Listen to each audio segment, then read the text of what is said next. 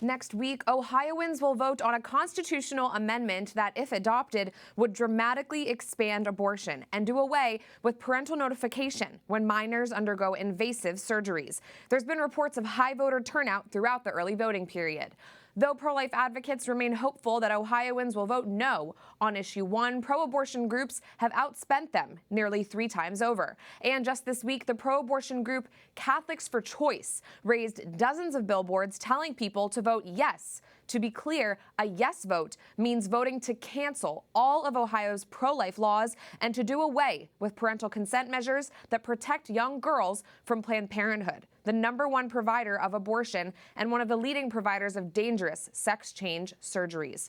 We recently spoke to Ohio Senator J.D. Vance, who weighed in on issue 1. We have that interview for you right now. Joining us now is the Republican senator from Ohio, J.D. Vance. Senator, thanks for being here. You just recently spoke to many of your constituents at the Ohio March for Life, and you spoke about the importance of lifting up families, especially when they're facing challenges like an unplanned pregnancy. Talk to me about your message to Ohioans there. Yeah, well, thanks for having me. And it was obviously a great event with a lot of energy there. The pro-life community in the state of Ohio is very strong. And the point that I'd make, not just to the pro-life community in Ohio, but all across the nation, is that in this post-Roe versus Wade world, you have a lot of young women, a lot of young families who are worried about unplanned pregnancies, who are worried about how they're going to deal with the financial burdens, the unexpected costs, the social pressure, of course, that comes up when an unplanned pregnancy happens. And I've seen this operate in my own life in very personal ways.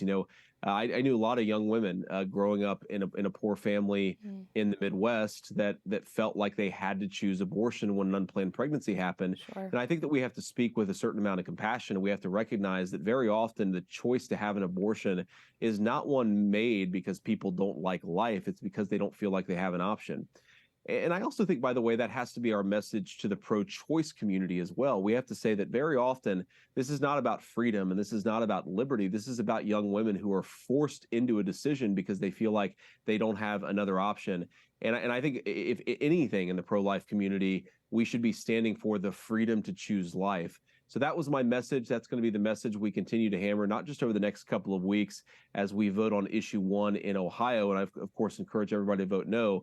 But I think that's one of the important things we're going to have to convey as a pro-life movement, that we care about young women, we care about young children, and we want to make it possible to choose life. Yes, and of course, you alluded to this, pro-lifers across America are looking to your state as this extremely consequential vote on issue 1 approaches. Polling is looking a little bit grim for our side.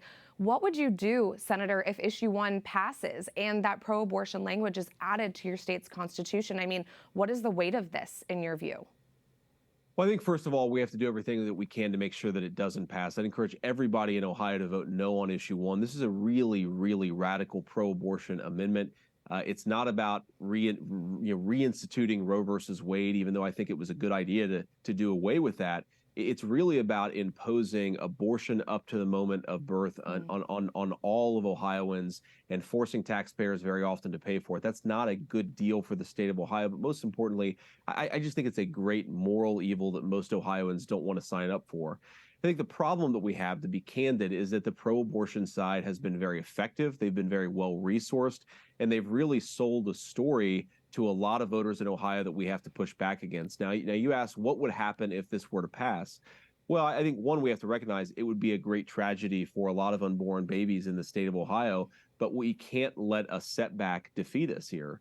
We're going to have them. I hope that we don't have one. I expect to have a victory in the state of Ohio later this November. But whatever happens in Ohio, the pro-life movement will have setbacks. We did not win a victory on Roe versus Wade overnight. Of course, it took 50 years of organizing, of advocating, of preparing for that moment.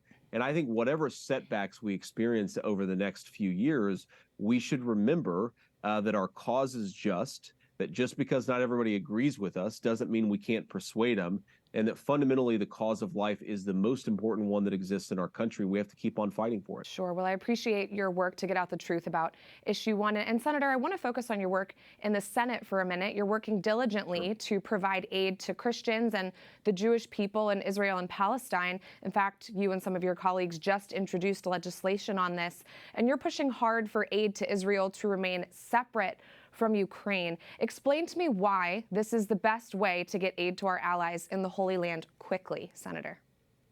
Well, if you step back and just recognize the politics of this moment that we're in, of course, most Americans support Israel as I do. Most Americans are a little bit more conflicted about what we should be doing in Ukraine. We like the Ukrainian people, but we're also worried about the corruption in that country. We're worried about an indefinite war, whether there's ever any strategic end, whether the Biden administration has actually articulated how we're going to get out of Ukraine and save lives while we do it. And given that there are different issues, I don't think that we should allow the Biden administration to use the tragedy in Israel to get $60 billion for the war in Ukraine. They should be separate. They should be separate debates. Whatever your views on each, we should actually debate them and give the American people the opportunity to be heard that they deserve.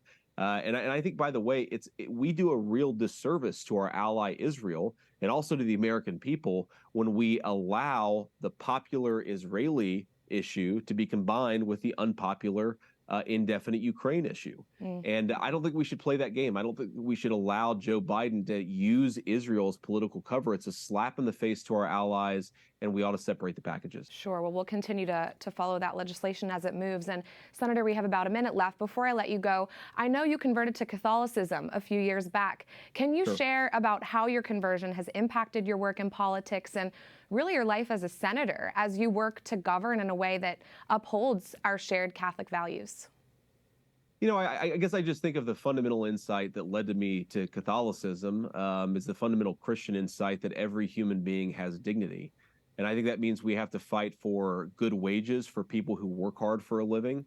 That means that we have to fight hard for the vulnerable. That means that we have to fight hard for people who can't access health care because, of course, hard to live a dignified life when you can't afford basic medicine. But that really means in this moment, I think, fighting for the unborn, the most vulnerable among us, the health care that they need, the legal protections that they need in order to live a full life.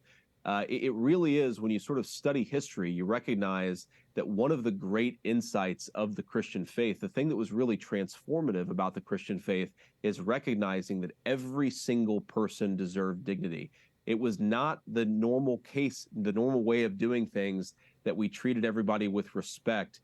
That was a true Christian insight into our civilization. It's something that I think we shouldn't discard because some people think that we should be willing to discard some inconvenient people, whether they're innocent children or anybody else. Let's discard no one. Let's ensure that everybody has a good access to life.